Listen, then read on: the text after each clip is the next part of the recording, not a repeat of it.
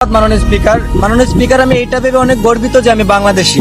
প্রকৃতির এই সবুজ শ্যামলে ভরা 6 ঋতু দিয়ে গড়া সুন্দর একটি দেশ যার নাম বাংলাদেশ।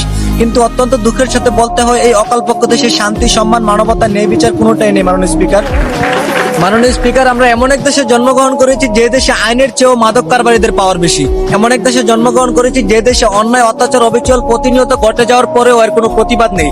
আর প্রতিবাদ করবি বা কে? যে প্রতিবাদ করে তার বেঁচে থাকার অধিকারই হারিয়ে ফেলে। মাননীয় স্পিকার, আজ আমরা উন্নতিশীল জাপান থেকে প্রায় 200 বছর পিছিয়ে কেন জানেন? তারা সরকারের আদেশ অনুযায়ী প্রতিদিন 8 ঘন্টা ব্যক্তিগত ডিউটি করার পরেও নির্দিষ্ট 2 ঘন্টা দেশ এবং দেশের উন্নয়নের লক্ষ্যে কাজ করে থাকে। মাননীয় স্পিকার, আর আমরা কাজের পাশাপাশি একে অপরের পিছনে আঙ্গুল ঠেকাতে ব্যস্ত থাকি, চুরি, ছিনতাই, খুন খারাপি করে নিজে বড়লোক হওয়ার চেষ্টা করি। মাননীয় স্পিকার, যে দেশের সাধারণ মানুষ বেঁচে থাকে আইনের উপর ভরসা করে, সে দেশের আইন বিক্রি হয় মোটা অঙ্কের টাকার কাছে।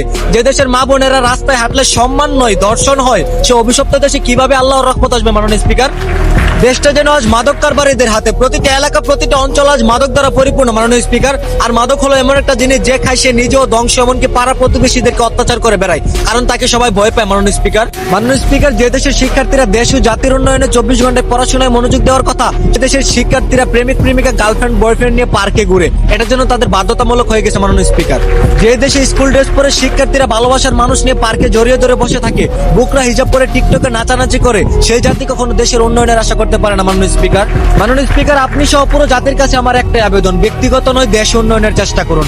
মারামারি, খুন খারাপি, চাঁদাবাজি, টেন্ডারবাজি বাদ দিয়ে আল্লাহর নৈকট্য লাভ করে দেশে শান্তি ফিরিয়ে আনুন। ধন্যবাদ। মাননীয় স্পিকার, দ্বিতীয়বারের মতো সংসদে বক্তব্য রাখবেন মোহাম্মদ দুলাল। মাননীয় সদস্য, আপনার সময় 6 মিনিট। ধন্যবাদ মাননীয় স্পিকার, আমাদের দেশে যাতায়াত ব্যবস্থা এতটাই দুর্বল যে গত ঈদ উল ফিতরে কর্মস্থল থেকে বাড়ি ফেরার পথে সড়ক দুর্ঘটনায় প্রাণ যায় হাজারো মানুষের।